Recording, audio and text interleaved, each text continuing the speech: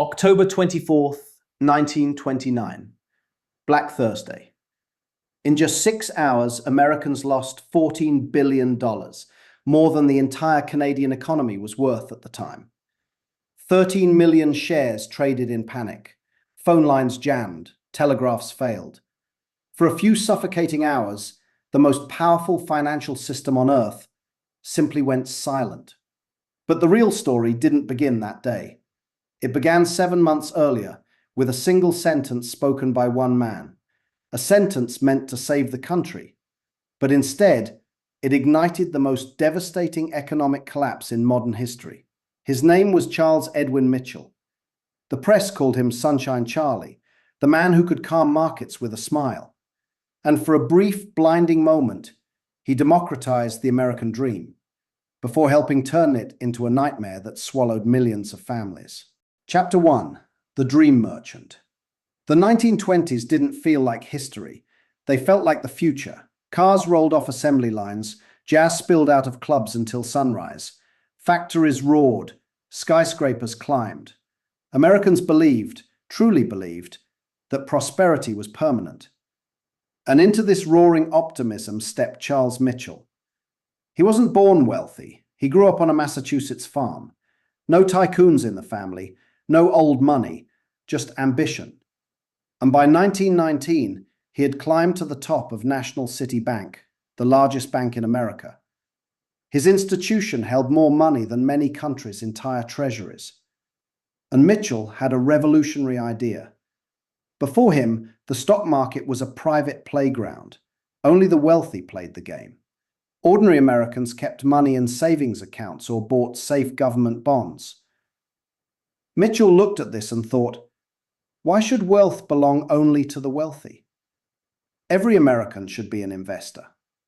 A beautiful idea, a dangerous idea, because Mitchell wasn't just opening the stock market. He was weaponizing it. Chapter 2. Democratizing the market. Mitchell built a sales empire inside his bank. Thousands of employees trained not as bankers, but as storytellers, dream merchants. Hosters of smiling families, new cars, big houses. Invest $15 a month. Become a partner in America's greatest companies. Your children will be proud of you. And Mitchell gave them the tool that made it irresistible. Margin trading. Put down 10%. The bank lends the rest. With $100, you could control $1,000 of stocks. If the market rose, you got rich. If it fell, even slightly, you were wiped out. But in the 1920s, the market only seemed to move in one direction, up. Teachers mortgaged their homes. Farmers sold livestock. Factory workers invested 6 months of wages. By 1929, 10 million Americans owned stocks, 20 times more than a decade earlier. The stock market was no longer an elite institution. It was a national obsession. And Charles Mitchell became a celebrity, a hero, the man who had opened the gates of prosperity to everyone. But behind the scenes, he was building something fragile. A skyscraper made of credit, a tower made of debt, a system where one bad day could topple the entire American economy. Chapter 3. The Warning Signs. By early 1929, the numbers stopped making sense. Stock prices were rising 15 times faster than company profits. Industrial production slowed. Car sales fell. Construction cooled. But the market didn't care. This was the moment the system needed sobriety. Instead, it got something else. On February 6th, the Federal Reserve warned banks to stop margin lending. The market dipped, people panicked, fear returned. That's when Charles Mitchell stepped forward. On March 12th, he called a press conference and declared, National City Bank will provide all the liquidity the market needs. To ordinary people, it sounded like a lifeline. To professionals, it was a shock of adrenaline. The market surged. recovered all its losses, climbed to new highs. But Mitchell hadn't saved the market. He had supercharged the bubble. He had delayed the crash and amplified it. Chapter 4. The Final Rush. Summer 1929 felt unreal. Everyone was making money. Clerks became millionaires. Chauffeurs bought mansions. Shoeshiners gave stock tips. Wives pawned jewelry. Children invested pocket money.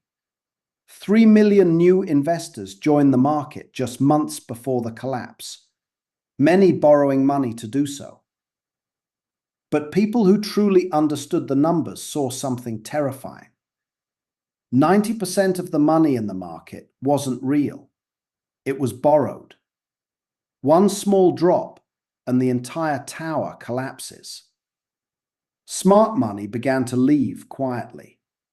Pension funds, banks, insurance companies, like passengers sneaking off a sinking ship while the band was still playing. Chapter 5.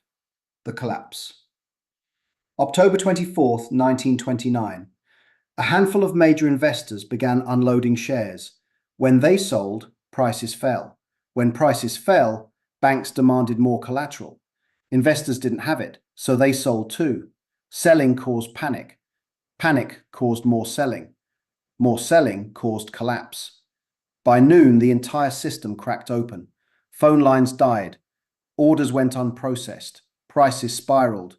Fortunes evaporated faster than people could reach a telephone. 5 days later, on Black Tuesday, the market cratered again. In one day, Americans lost $14 billion. By the end of the year, thousands of banks had collapsed. Within 2 years, 1 in 4 Americans had lost their job. A modern economy had simply stopped. Chapter 6. The System Behind the Man. It's easy to blame Charles Mitchell, many did, but the deeper truth is harder. Mitchell didn't create the Great Depression alone. He simply exposed the fragility of the system beneath him. A Federal Reserve afraid to act. Banks lending money they didn't actually have. Zero regulation. No deposit insurance. No transparency. The global economy stitched together by fragile credit. A belief that markets rise forever. A society convinced that speculation equals wealth. The Great Depression wasn't just a crash. It was a structural failure. A failure of monetary policy. A failure of political courage. A failure of risk management. A failure of collective imagination. Mitchell wasn't the architect of collapse. He was simply the spark. Chapter 7. The Parallels to Today. Almost a century later, the world looks different. But the financial system, the psychology, the leverage, they look frighteningly familiar. Today, 50 million Americans trade stocks on their phones. Meme stocks rise on hype. Crypto booms and crashes overnight. Zero-commission apps encourage constant trading. Financial influencers replace 1920s dream merchants. And US margin debt is now comparable to 1929. People borrow money to buy assets they barely understand, hoping that this time the market will rise forever. But the biggest parallel isn't technology, it's psychology. Every American should be a capitalist, Mitchell said in 1928. Everyone should invest, they say today. Different language, same message. The idea is seductive, but the danger is the same. When everyone is leveraged, everyone is fragile. And fragility doesn't collapse slowly. It collapses all at once. Chapter 8. Closing Thought. The Great Depression was not just the story of a man or a crash. It was the story of what happens when optimism becomes ideology, and when a financial system forgets that wealth built on debt is not wealth at all. Charles Mitchell wanted to give ordinary people a chance to get rich. He genuinely believed he was helping. And maybe that's the most frightening part. Good intentions don't prevent collapse. They often accelerate it. So the next time you hear promises to democratize finance, to trade like a pro, to invest every paycheck, Remember Sunshine Charlie. Remember the system that cracked. And remember how quickly the dream of wealth can turn into a nightmare when an entire nation stands on borrowed money. History doesn't repeat itself, but the mathematics always does. Watch this next video to uncover shocking secrets the establishment doesn't want you to know.